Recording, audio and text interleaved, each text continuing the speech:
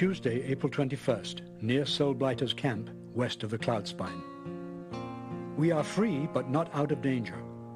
In the confusion of the prison break, we stumbled upon some sort of assembly area.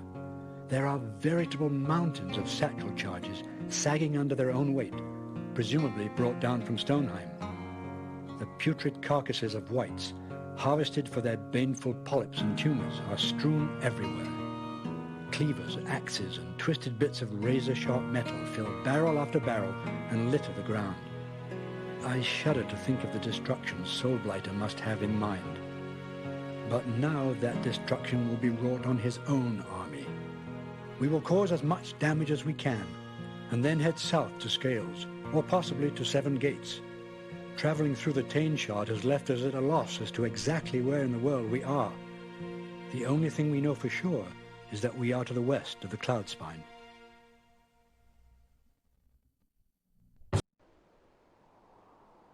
Hello everyone, Science Viking here, and as it turns out, I accidentally lost the original intro that I recorded for this level, so I have to make a new one.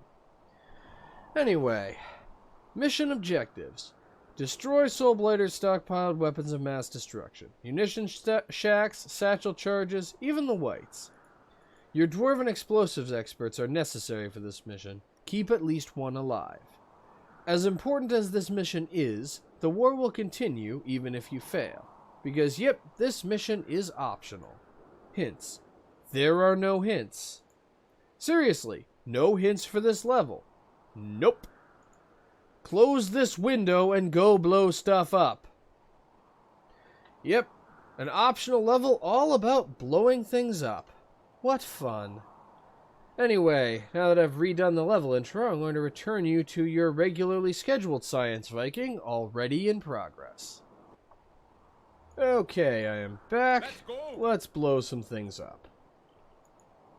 We're actually going to be leading with our bowman for the first part of this mission, and we're actually going to be using the bowman a lot over the course of this mission, which is kind of appropriate. Our goal is basically just to poke things from a great distance away so that they violently explode, and bowmen are pretty good at that.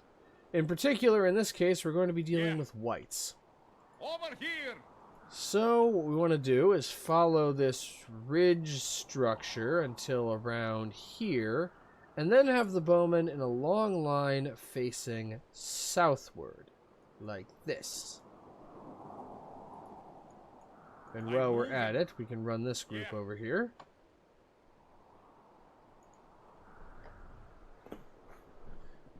And we still have the one Heron Guard from the previous level, though he's down to having only one Mandrake Root instead of 6. Then again, considering the fact that he used up all of those 6, I kind of wonder where he got the 1 from. Let's go. Let's go. Yeah. Over here. I'm moving. Alright. And this is our first target, a huge group of whites being escorted by 2 fetch, some soulless, and a couple of mauls. This is going to be sweet. Now, as soon as any member of this group sees us, the whites will scatter, and if they scatter, it will be very hard to create a chain reaction, and hunting down the remainder of the whites can be rather frustrating. So we want to ambush them from the side so that we can get a shot at the whites before anybody sees us. And then that will happen. Yeah. Over here. I'm moving. Let's go. I'm moving. Yes. Yeah. Let's go. Yeah. Let's go. I'm moving. Yes. Ready. However, Fire. there is a second group, and we can't let the second group see us, so we need to quickly retreat to the south to stay out, just barely outside of their field of vision, because apparently they're all nearsighted or something. Because even though we can easily see them, none of them can see us. Anyway, we're going to run to the south and line our bowman up for another attack. As you can see, because of how far forward the mauls are, it's very hard to take these groups out from the side I said that backwards. It's very hard to take them out from the front, Yes, sir. but relatively easy to take them out from the side. So we want to attack them from the side, like so. And now. And goodbye, everyone. I'm moving. Now all that's left is the malls. The malls are durable, and they're far enough away from the whites that they tend to survive the explosion. So we're always going to have to take them out, but ideally the bowman can do that job. Yeah.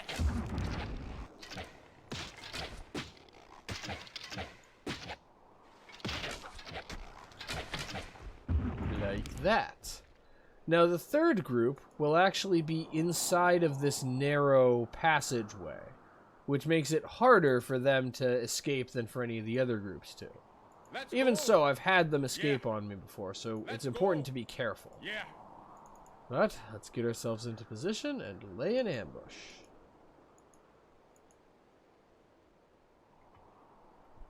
Okay, now we just need to wait.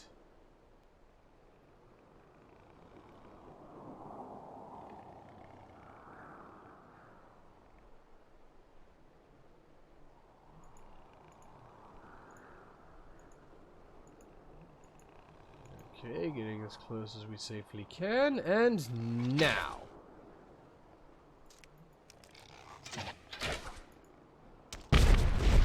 Okay, we only got half of them. Let's see if we can take out the other half before they have a chance to scatter. Come on, just one more hit on... There we go!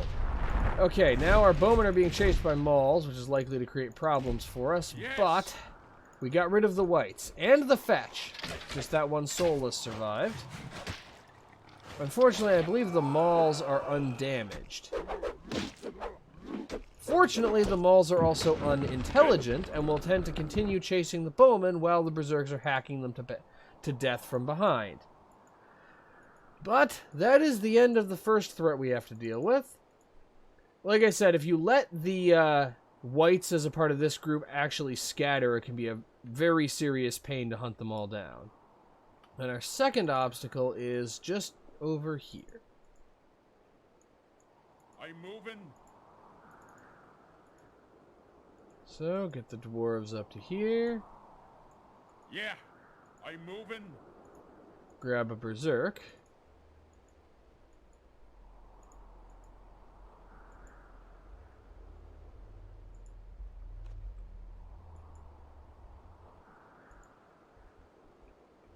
And what we have here is a bunch of ghouls tossing satchel charges into a cart.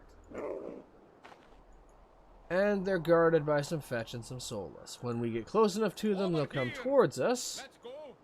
I'm But there's a moving. bit of a rub with this group. Now, first of all, you saw that the ghouls were all carrying satchel charges that they were throwing into the wagon. Well, every ghoul in this group is carrying a satchel charge, which they will throw when they get into melee combat. That by itself is not a problem, but there are fetch here. Allowing the ghouls to throw the satchel charges tends to create create a lot of pain very quickly. Over here. I'm moving. However, there is another rub, which is, in order to, you see, we could theoretically lure the ghouls far enough back that that they're out of range of the fetch, and then we can just kill the ghouls in melee combat because the fetch won't be able to set off the satchel charges. So to prevent that from happening, they're only supposed to go a certain distance away from their starting position before they retreat back to their starting position. Which means we can get them to run up here, and then we can get them to run towards us, shoot them a couple of times, get them to run away, then get them to run towards us again, shoot them a couple more times, and just keep doing this until they're all dead. I'm moving. It's like the world's deadliest dance competition. Yeah. Of course, there are a number of factors that their AI seems to take into account when deciding whether or not to charge, so if we kill a couple of them or inflict significant damage on them, they're more likely to decide that they want to fight. However, you can also confuse their AI by making it unable to weigh the different factors that it's supposed to weigh to decide whether or not to charge, so they'll just be running back and forth in front of you for a couple of seconds, which makes it even easier for the bowman to take them out. This one's already not in good shape. This one's pretty much at death's door. Unfortunately for us, ghouls have low death blow resistance.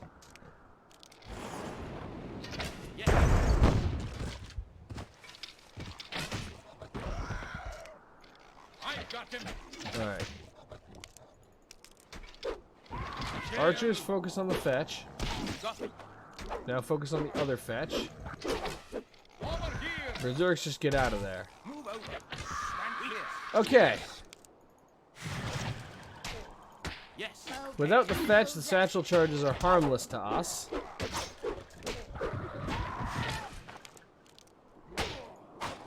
And we can let our melee units take care of the soulless.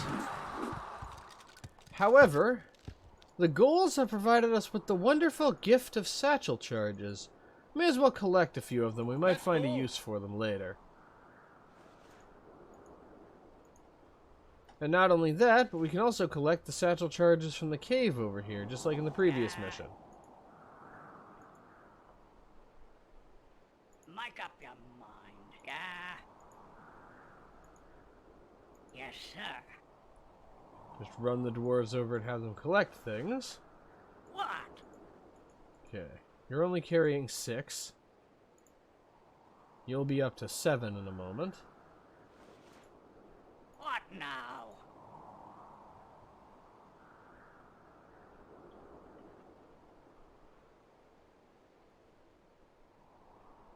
But, you know, when the enemy gives you a cave full of satchel charges, it's rude to waste it. Yes. Now, you should use the satchel charges your enemy gives you to their fullest potential. Yeah. Okay, my dwarves are carrying as many satchel charges as they can. Okay. And explosive, which means the rest of these explosives are of no use to me, and explosives that are of no use to me have no right to exist. So, let's detonate. First, let's take out the contents of the cave, which will also set off those cannonballs. Those explode, and those make a lot of shrapnel. And now let's take out the wagon. Like so.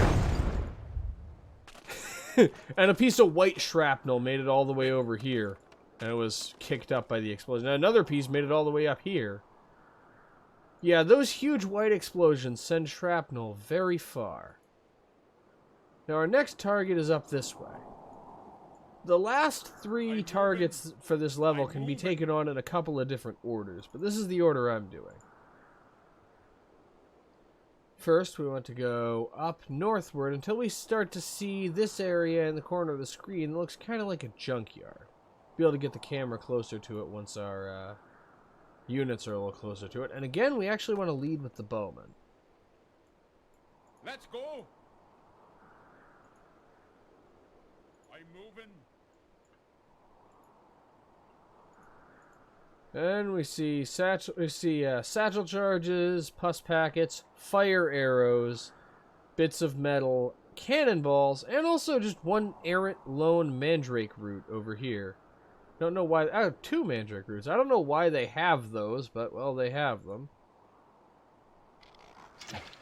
And ghouls will run out at us from the junkyard. But the thing about these ghouls is that they are all carrying explosives.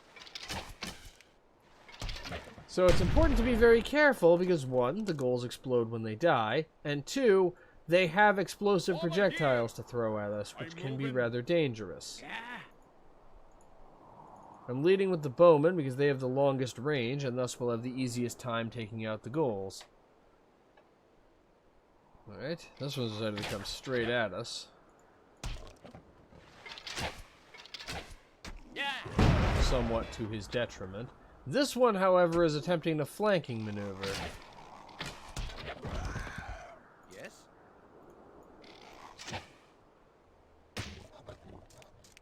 Okay. Yeah. The flanking maneuver was less than successful. So we just need to keep pushing into this area carefully until we reach our actual target. And we have another ghoul coming in.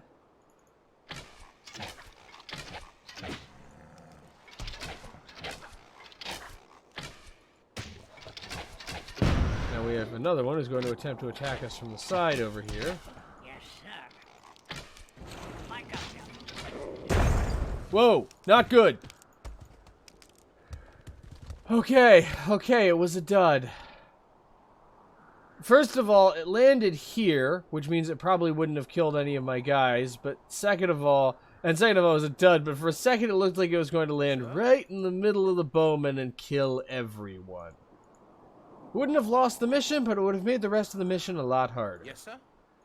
Okay, I can resume breathing now. And I may as well fetch the mandrake root. We will need it later. Yeah. At least, most probably. And we just need to keep moving. And here comes another goal. Another 2, actually. Okay. Yes, sir. Yes. Whee! Well, at least one of the dwarves is getting to have some fun with this, while the others are stuck in the back trying to avoid being blown up. And this is our target, this just gigantic pile of satchel charges. Okay. That's what we need to take out. First, I'm going to quick fetch this mandrake root, because any healing that we can get is going to be helpful. Oh, there's 2 more. 3. It's easy to lose, it's easy not to see them in all the field of debris, but there are actually quite a few of them.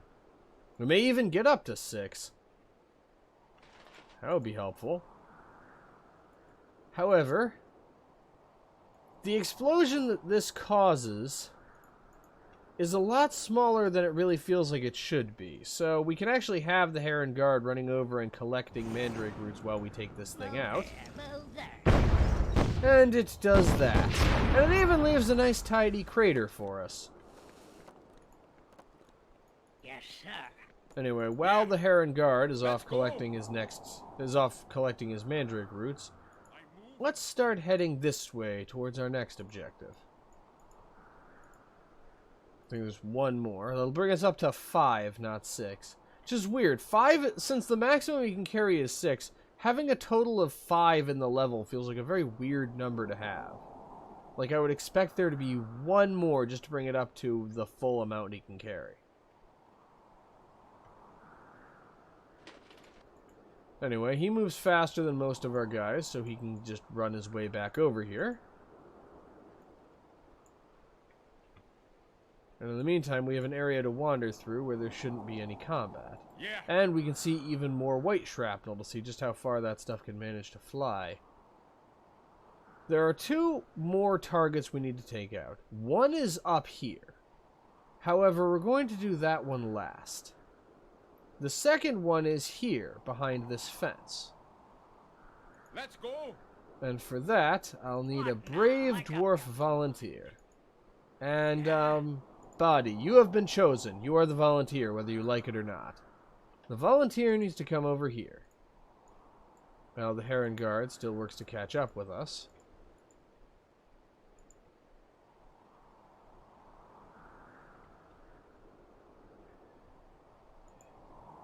Now I need bowmen and an uninjured berserk.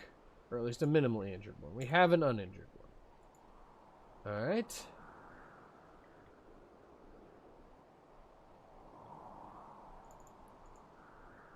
So you get into position here. You get into position here. Yes. And yeah, the main challenge here is that there are a rather large number of soulless guarding the fence. And behind the fence, there is there's just a bunch of whites milling about, which we need to destroy. However, you saw, these are cannonballs.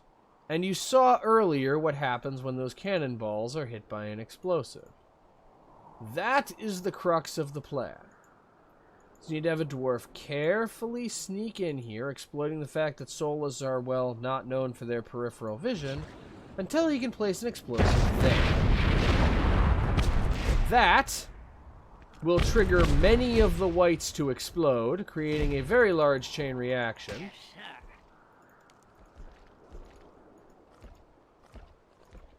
And now the bowman can come in and rescue him from the soulless he just triggered. Okay. The soulless are rather angry that most of their fellows have been blown up, and would like to make their displeasure known.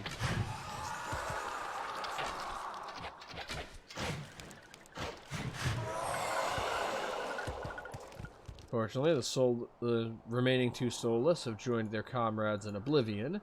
Now we just need to quick make sure none of the whites survived, because one of them did. Fortunately, them scattering in this area is much less of a problem because it's a much smaller and more enclosed area.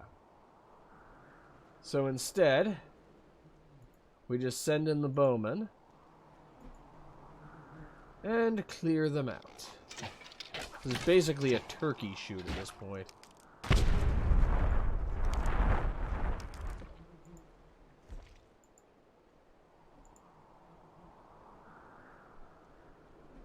Alright. The main issue is dealing with secondary explosions, because while they can be to our advantage, they can also easily get out of control, and if they get out of control, that's bad.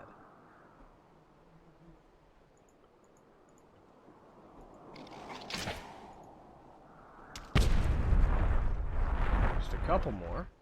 I think these two are the last ones. They tend to be biased towards milling about near the fence. I think that's specifically to encourage the strategy I used of setting off the cannonballs.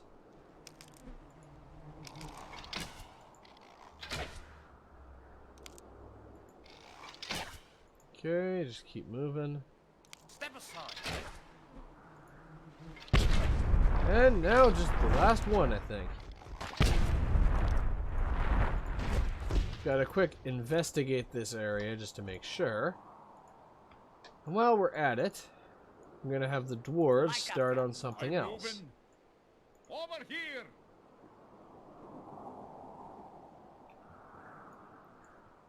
Yeah. Yep, there's no more whites. Alright. The bowmen can start getting into position. Now, our final target is up this slope. But it's a rather threatening final target, and so we're going to need to do some preparation. This is why I collected all of those satchel charges. But we want to set the satchel charges very far away from the slope. Yes, sir. Like here. Yes.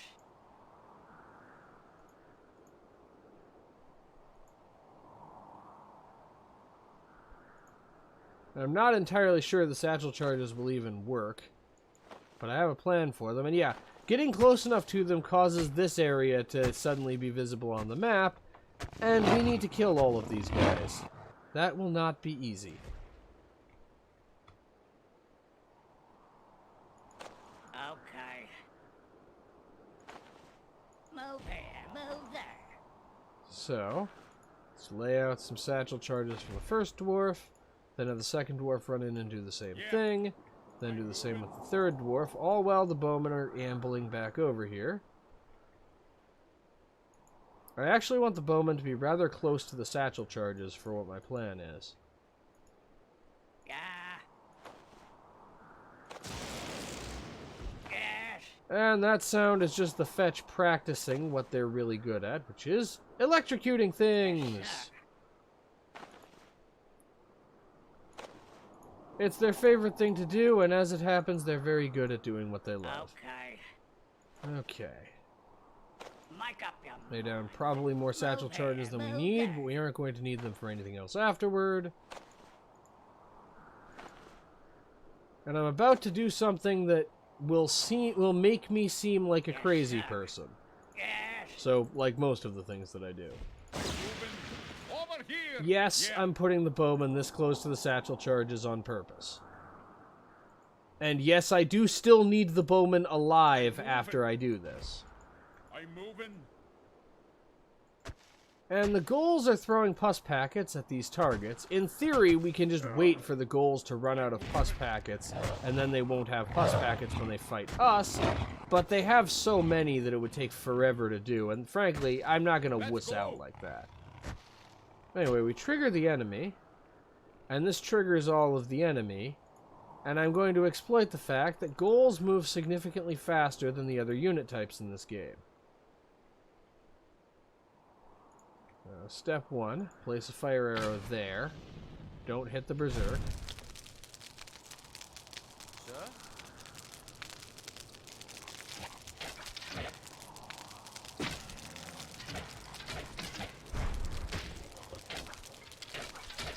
Okay, this isn't gonna work. This isn't gonna work.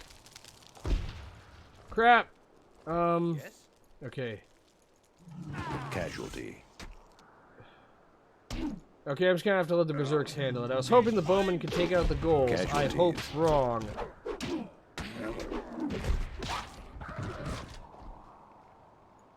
Stand clear. Casualty. It was always a risky strategy, and you know that they say about risks. Sometimes they don't pay off. Okay.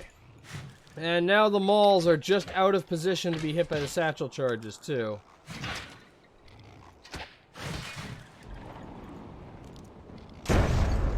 Yes. Okay. Casualty. And there are fetch, too, which we're going to have to deal with in a moment. Casualty. Okay, we've lost the first dwarf that we've lost. I'm not sure if that's a tautology or not. Yeah. Yeah, this group is rather hard to deal with. Okay. And we haven't even gotten into the 2 fetch that they have, too. Yeah. Burn! Moving. Yeah. Yes. Okay. All the dwarves out of the way. Casualty. Okay, have the bowmen start to take out the fetch. Move here, move there. Mic up your behind. Okay, that was not what I was hoping would happen, but the fetch is dead. That is sufficient. Okay, major casualties, but we're not all dead, and we can continue with the mission. Okay, yeah, that's how I'm labeling this one. Well, not everybody died, so technically this is a success. Yeah. Let's go. And I may as well just heal the last 3 berserks up to full. That is the last 3 injured berserks. We have more than 3 berserks, narrowly. Yeah, the pus packet idea was less than successful. And what we're actually going for, the target we're trying to take out, is this, the explosive shack. Like Radio Shack, but a lot more exciting. So, the issue is, we can't see them from here, but there are a whole bunch of soulless hovering directly on top of it. That could be a significant problem. Especially when we only have 3 bowmen. But we're going to have to make the most of what we've got.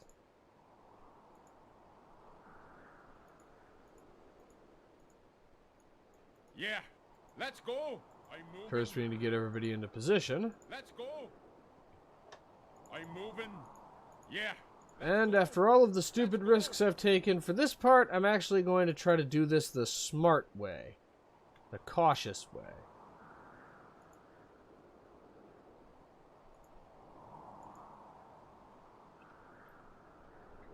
Which first requires us to get close enough that we can see the soulless, unless they did actually come after us earlier, and that's why they're not, and they're actually not there anymore. We should be able to see them by now. Oh, here they are. Yep, they're still up there. Alright, to give the bowman a chance to get into position. Just a little longer. And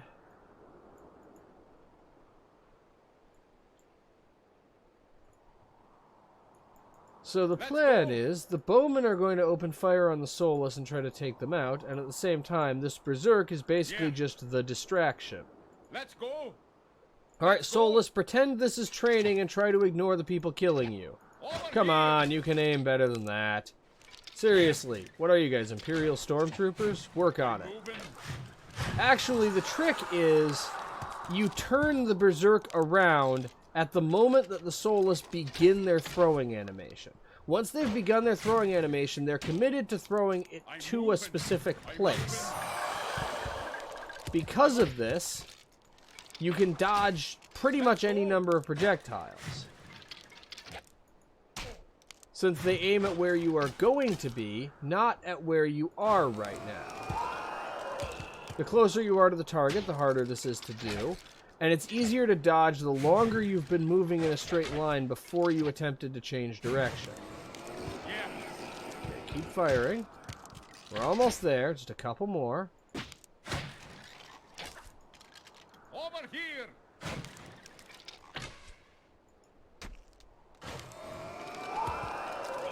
Yeah. Okay, he can't take one more hit. And the Soulless isn't interested in him anymore anyway. It finally noticed the people trying to kill it. One more shot, preferably without... Oh, and we had to we had to lose one more bowman just to cap the mission off. But with all of the Soulless dead, we can now safely run a dwarf up to blow up the explosives shack. Or explosives warehouse, or whatever you want to call it. And so, let's have our last surviving dwarf do the honors, because technically speaking, he is the only one who can. This is part of the reason why you need to keep the dwarves alive, because this and the big pile of satchel charges can only really be destroyed by a dwarf. So, just toss a grenade in through the door, and there we go. That is the end of the explosives.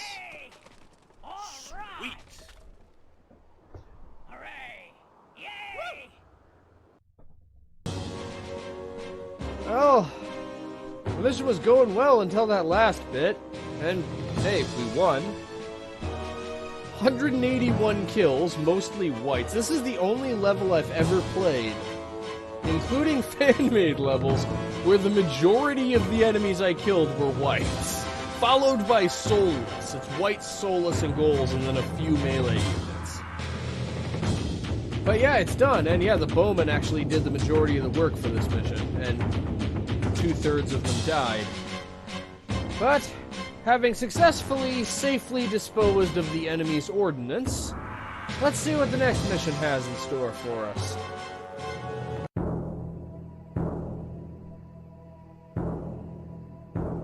Thursday, April 23rd, Lesotho Dam.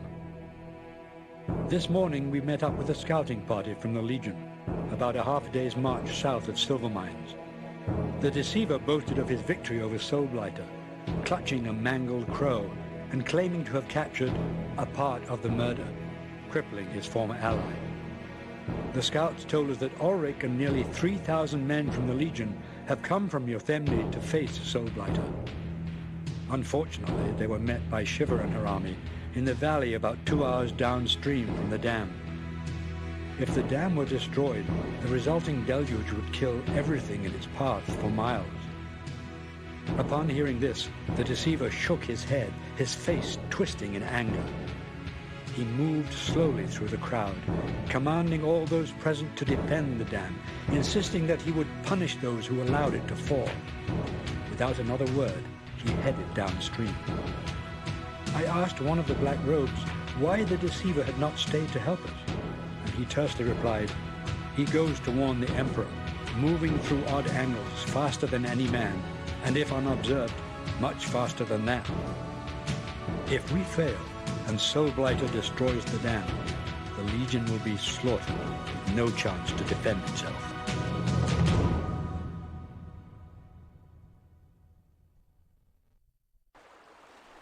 Yep, now we need to defend a dam. Cannot allow the dam to be damaged.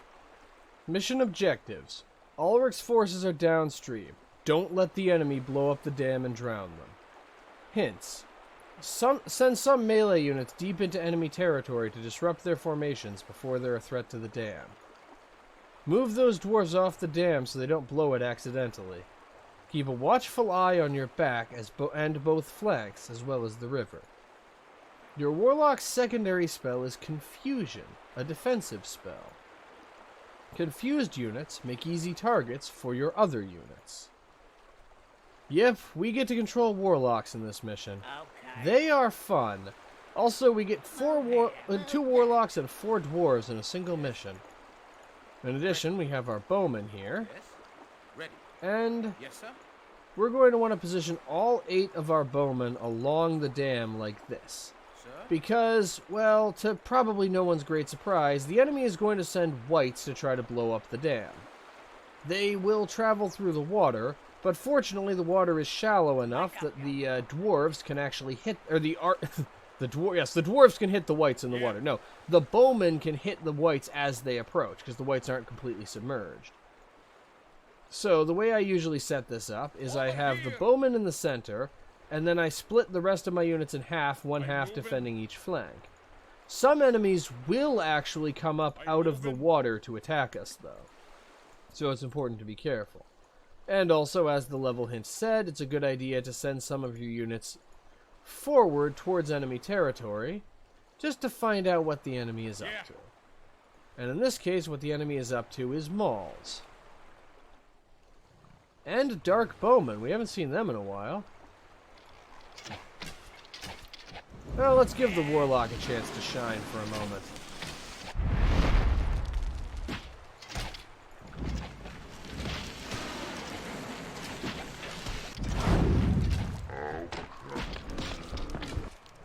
Alright. And the ghouls are going to attempt to lay satchel charges. It's best to prevent them from doing that, but you can't always do so. I missed the boat on preventing the ghouls from laying satchel charges, so instead I just need to prevent the white from detonating the charges. Oh yeah.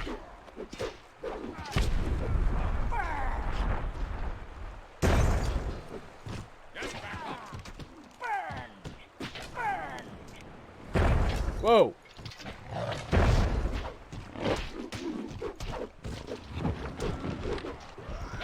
Okay, not good. White and fetch.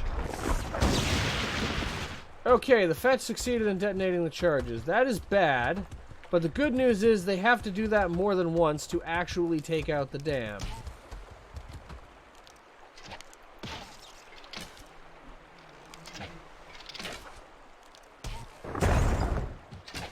Okay. And that white is going to blow and we can't prevent it. We're just going to have to hope the dam can take it. I'm moving. This is not off to the best start. Yeah, the dam is basically down to critical health at this point. I can't afford to let it take any more damage. The dam has been critically damaged.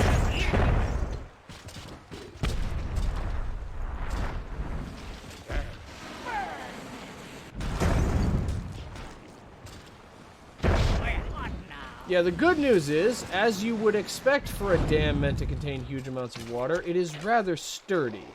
It takes a lot to destroy it. The bad news is, a lot is exactly what the enemy is sending after us. Yeah.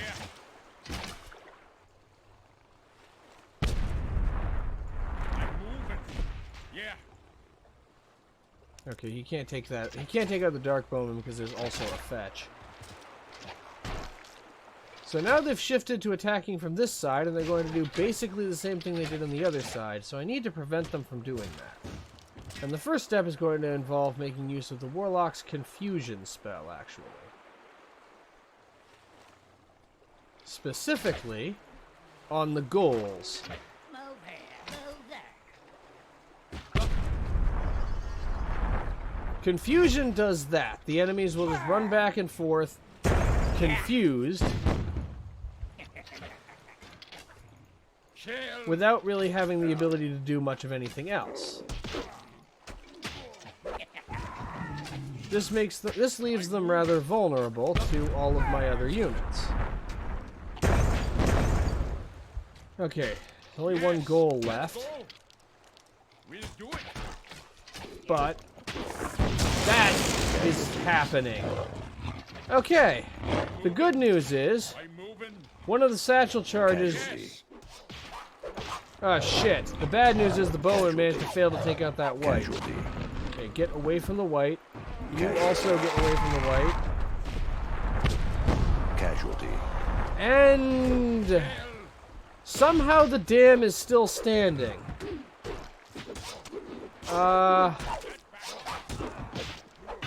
that went kind of wrong.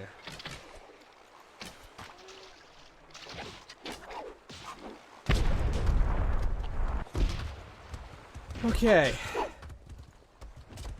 Paying attention to the wrong thing. So we lost a warlock. I think we also lost the dwarves on this side. I wasn't looking when whatever happened happened. But something violent happened over here while I was paying attention to the other side. We also need to watch out for the whites back, for this white over here. Yes.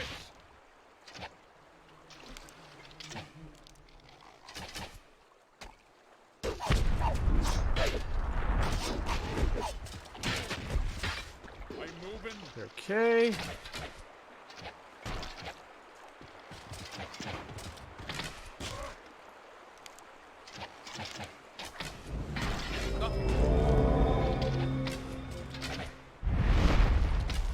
Okay. And now we have another big group happening over here. And we don't actually have enough guys left to keep our forces split up. So instead... Let's go. I'm moving. Okay, you guys just go after the goals now. Yes. Yes.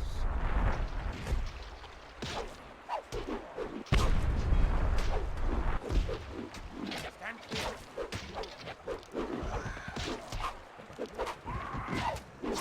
Okay, confusion didn't work because I tried to target a guy who was actively dying. Let's go.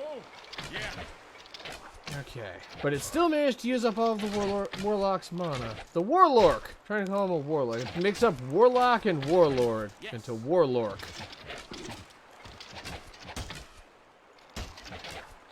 And we're still a ways away from the end of the mission as well, and the dam looks like this.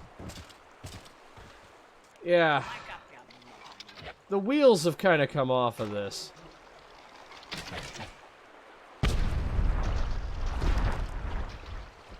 Frankly, if those satchel charges go, we're probably done. Oh. And this is after we destroyed that huge stockpile of explosives. I guess they had even more. Though I haven't seen any soulless. Maybe the 39 soulless we took out had an effect on their overall supply. Of course, the real truth is, since the previous mission was optional, it doesn't actually have an effect on how this mission plays out. Gotta admit, the bowmen are kind of having the time of their lives, just kicking back, unloading on the thrall.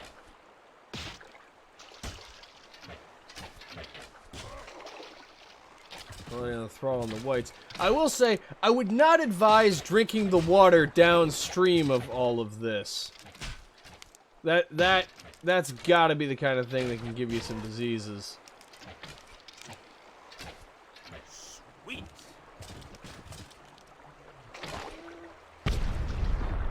Okay. It's been quiet for a little while, and I don't trust that. I'm gonna send a berserk down each side to see what they find. So far, it's just checking to see if the bowmen are awake. As long as the bowmen don't fall asleep, we can handle this. Yes.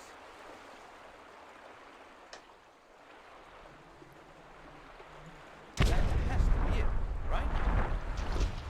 Never say that. Whenever a bowman says that, that means something big is about to happen.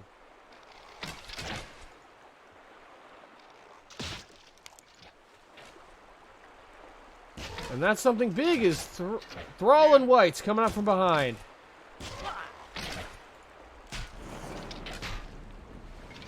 Okay, you guys get away from... Take out... Okay, melee in now. Stand clear. Okay! We got it!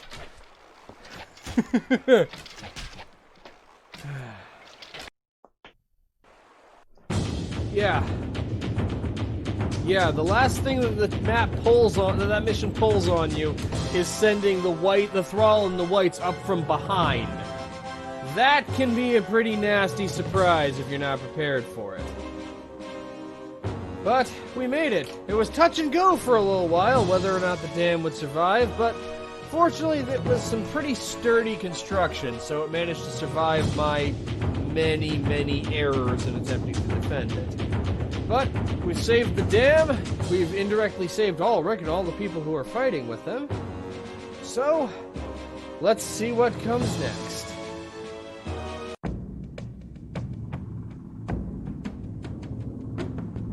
Saturday, April 25th, south of Silver Mines. Still, Shiver stands between us and Soulblighter, just as she did 2 days ago on the Aya River. The men who fought there faced an army of thrall meant more as an impediment than anything else. Did Soulblighter plan to wash both the Legion and Shiver out to sea? Truly, there is no end to the fiend's malfeasance. Ulrich was able to repel Shiver's attack and push her all the way to the broken lands south of Silver Mines. But there was never an opportunity to strike at her directly. We will resolve that within hours. The Deceiver has been screaming for Shiver's blood all day. Ulrich has chosen 5 men of unwavering courage to accompany the Deceiver into the labyrinth of ravines where she hides. There they will hunt her down and destroy her. With Shiver gone, Ulrich and the rest of us will attempt to outflank Soulblighter and pin him against the cloud spine.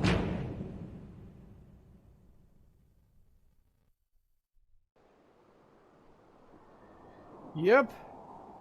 We're finally confronting Shiver, and for the first time in this episode, we're in control of the Deceiver again. Mission objective. Shiver and her forces are trapped in the canyons. Destroy her. Hints. All of your units are heroes. Their attacks are longer range, more accurate, and faster than those of normal units. The Deceiver absorbs Shiver's magical attacks better than your other troops. The Tremor Dream, Shiver's ground-ripping spell, can sometimes be dodged by a fast unit. If it isn't Ulrich's lapdog, will you bow to anyone who claims the throne of the Cathbruig? The path to retribution does make for strange bedfellows. Would you not agree, Ravana? Yep, and she starts throwing these magic missiles at the Deceiver, which do almost nothing. So let's have our bowman show her what's what. And he's actually damaging her faster than she's damaging the Deceiver, so we can just let this continue. Except she realizes that she's on the losing end of this engagement and runs away. And yeah, the Deceiver took almost no damage from that. However, our first real obstacle is Soulless. And also, we have, as the hint mentioned, every one of our units is a hero. One significant aspect of this is that our Heron Guard heroes carry 9 Mandrake roots each. This can be very useful because it means we have access to, I think, the most healing we will ever have access to in this game. Which means we can afford to be somewhat liberal with taking damage. On the other hand, we need to be very cautious when it comes to actually losing people, because with the exception of melee units, we only have 1 unit of each type, basically. Which means any loss will be felt harshly. And Shiver's a little farther up. Again, let's let the Deceiver lead. Unfortunately, Shiver is immune to the Binding Dream. Permanently mind-controlling her would be quite funny, but we're not going to be able to do that. But as soon as we get close to her, we scare her off. And let's let the bowman have some fun again. Pull back, let the Heron Guard go in.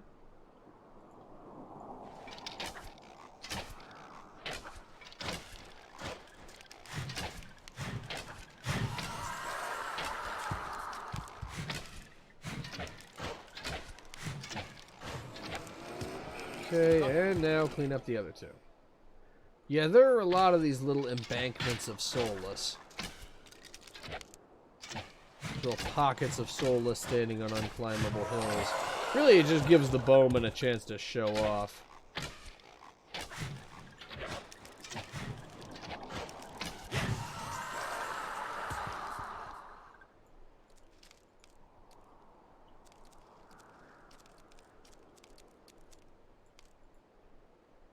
And now we have Thrall to deal with. Yeah, this level doesn't really show the Deceiver's talents very well. The overwhelming majority of the enemies we'll deal with will be undead or giants, and so we are not really going to be able to use the Binding Dream very much. And in addition to this, the enemies are too tightly packed for there to be any real benefit to using just his regular attack. The Deceiver is actually kind of a spectator to allow the other heroes to be the ones to do the real work. Also, in addition to the other advantages the heroes have, the Warlock hero's mana regenerates much faster than that of a normal Warlock. Anyway, Shiver went this away, so we're just going to keep pursuing her. Specifically, we want to go up through here, actually. It'll allow us to avoid the bulk of the Soulless, which is good because they can be kind of a pain to deal with. Mainly just because taking them out is so slow. We can beat them, but it's really boring to just watch a Heron Guard run back and forth while a bowman slowly kills the Soulless off. So instead, we are going in here. And I'm leading with the Warlock and the Dwarf, because there are going to be some Thrall coming our way. Also, the Dwarven hero has 8 satchel charges, but, well, there's not really an occasion to use them, honestly. Especially the sheer amount of destructive power the Warlock and the Dwarf have without the sheer amount of destructive power the Warlock and the Dwarf have mean that you really never need satchel charges. Yes, sir. Moving.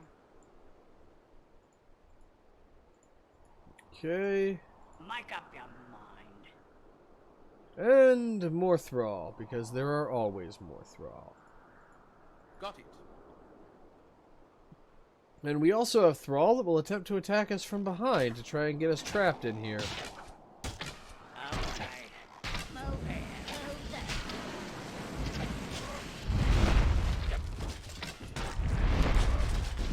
This level is basically about throwing a lot of stuff at you, but in practice, the enemies almost just end up becoming springboards to show what the hero units are capable of. Okay, now we move the melee forward to make room to take out the Thrall that are going to come in from behind. What? Burn!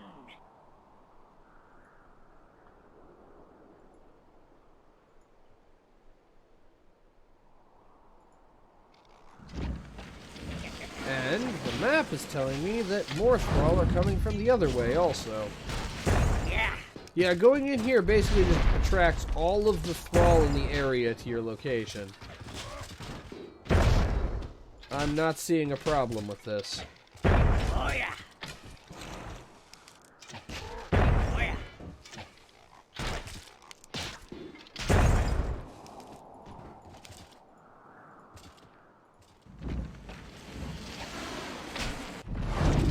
You pull back. And the Deceiver does get one chance to accomplish something. New units Quick received. Binding Dream one of the Myrcridia.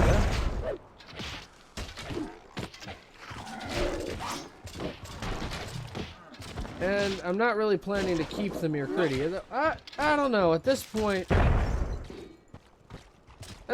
sure, why not? Congratulations, you get to live.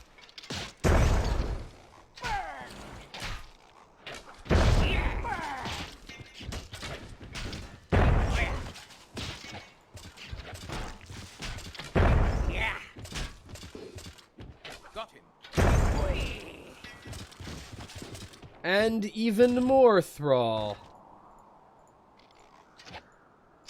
And I'm actually going to quick spend one of my 18 Mandrake roots to heal that Myrcridia. Just, why not? May as well keep it around. It might prove useful. Unfortunately, source of the 500 poisons is a little low on mana right now, so I won't be able to mind control the next group. But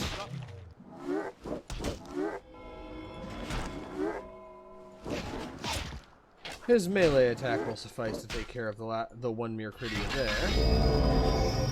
Okay. Actually, New units that received. Myrcridia could be useful to us. And we're gonna need to retreat a little bit because they managed to force it. They managed to get a little too close for comfort. Casualty. But that's one of the other uses of Binding Dream. Mind control an enemy that's in the middle of the enemy's ranks, and it will cause some of the enemy to turn around and attack them, keeping them from pursuing you momentarily. That feels like a very deceiver use of the ability, too. Just sacrificing the enemy to themselves to keep them from attacking you. Just sowing discord within the enemy's ranks. Seems very appropriate for the way that the deceiver has always been shown to operate.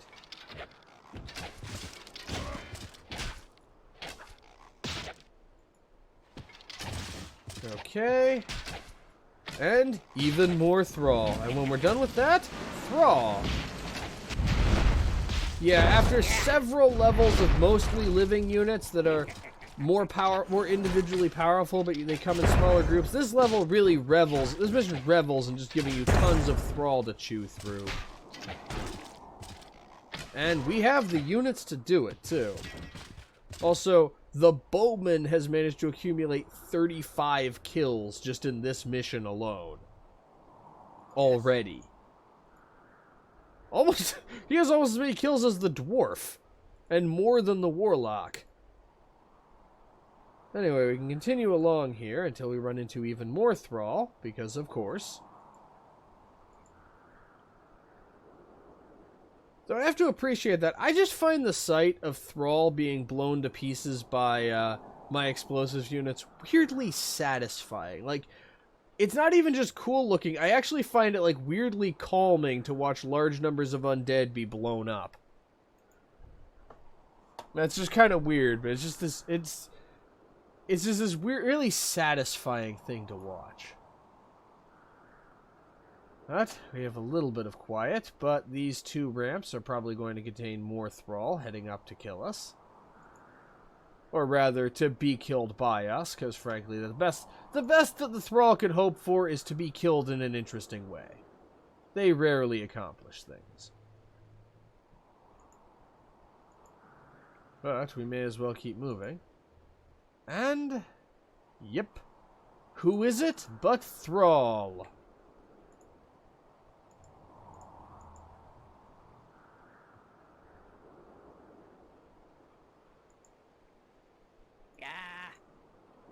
Yes, sir. We have 4 heroes and a random Mircridia.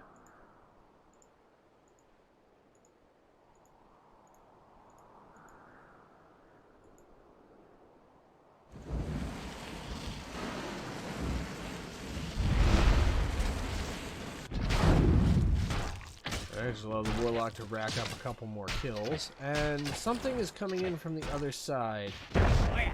And that something is Thrall. Again.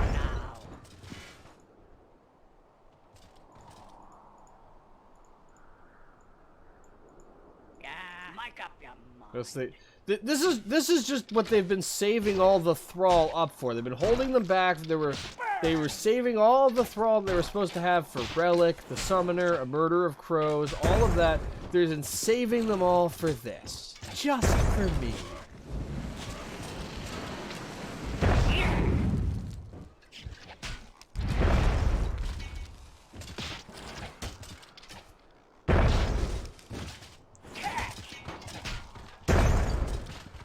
And to offer a change of pace, Mircridia.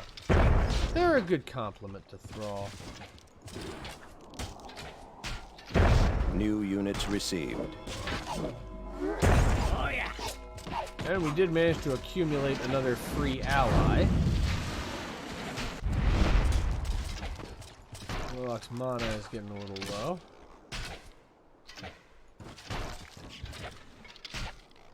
Yeah.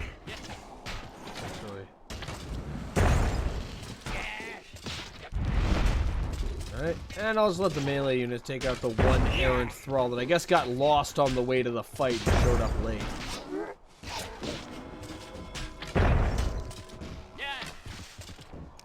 Okay. Now let's get out of here before even more Thralls show up. And part of the reason why we're taking this route is because it takes us by this. You can barely see it, but if you zoom in, you can see that it looks very much like the head on the Warlock's staff. And this is actually something that he can use. So we can send him over here to pick up this artifact, and he'll be able to use it against our enemies.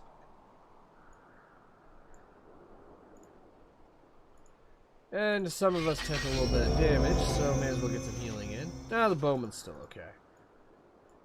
Yeah, there's almost no way you're going to end up actually using up all of the healing that you get for this mission. You kind of have infinite healing. On the other hand, the mission really tries to overwhelm you by just making you fight so many enemies at once that you can't take them all.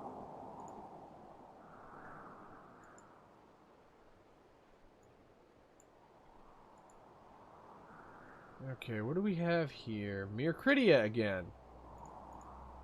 Well, they're easily enough dealt with. Just wait for them to get close.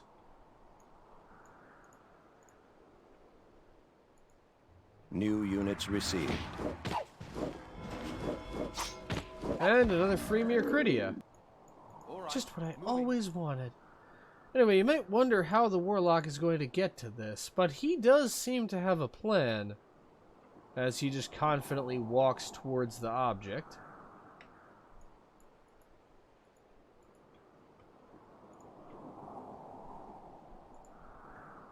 Till he finds his mark.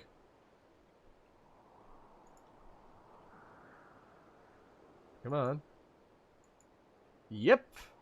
And the plan is he can just raise the stones up to get to this thing.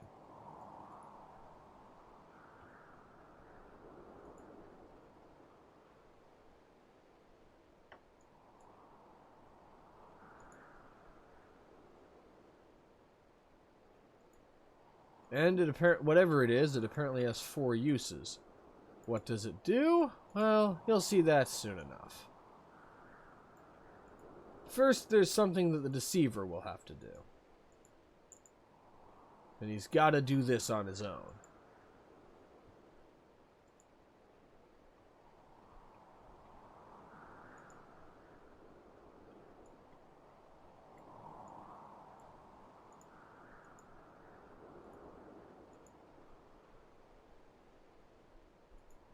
Should be coming into view any moment now. The draw distances are odd sometimes in this game.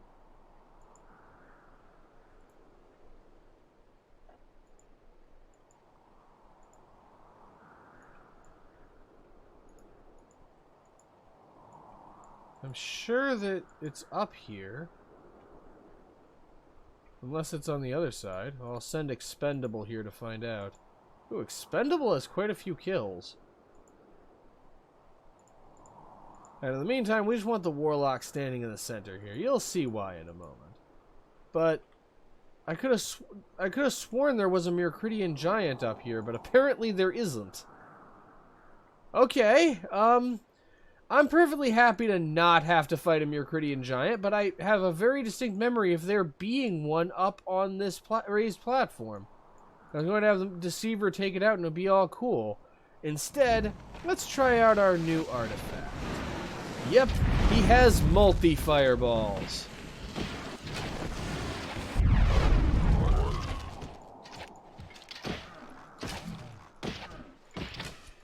Warlock, now with 50% more boom.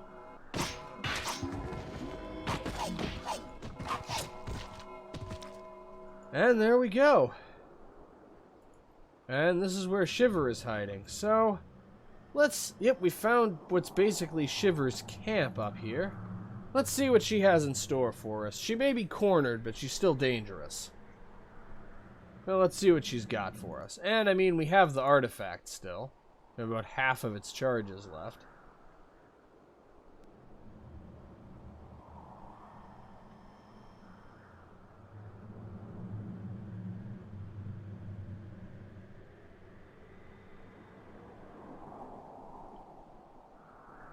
And cutscene. Ooh, I'm not liking the look of that mini-map. I'm not liking the look of this at all. Oh, and she has Fellet, too, the Shade.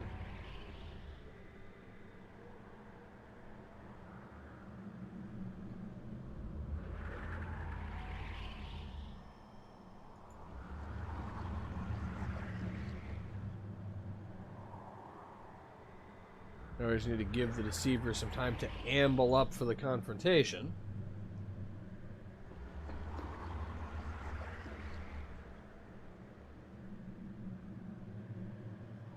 In your own time. Ah, here he comes. The years have not been kind, have they, fair Ravana? I've said this before, Mildred, and now that mouth of yours is finally going to get you killed. Do you mean to challenge me? You? A lowly camp follower in Damas's vanquished army? Fellet, teach this cur a lesson. Fool! Why do you hesitate? Well, Fellet? Yes, my master. Yep. Remember how, way back when we were all in jail, the narrator mentioned that the Deceiver seriously injured Fellet when he attacked Soulblighter's camp?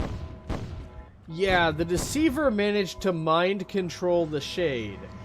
That's why Fellet freed all of us from the camp. And that also is now allowing him to kill Shiver.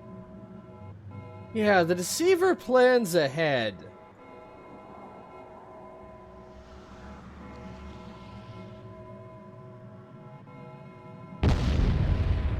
And that's the end of Shiver. And because she explodes when she dies, that's also the end of the Deceiver.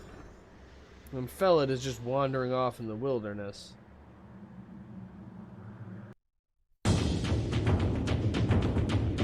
So, yeah, that level is the Deceiver's swan song. We killed 100 Mircridia. Oh, right, the Mircridia Fellet killed are counted as having been killed by me.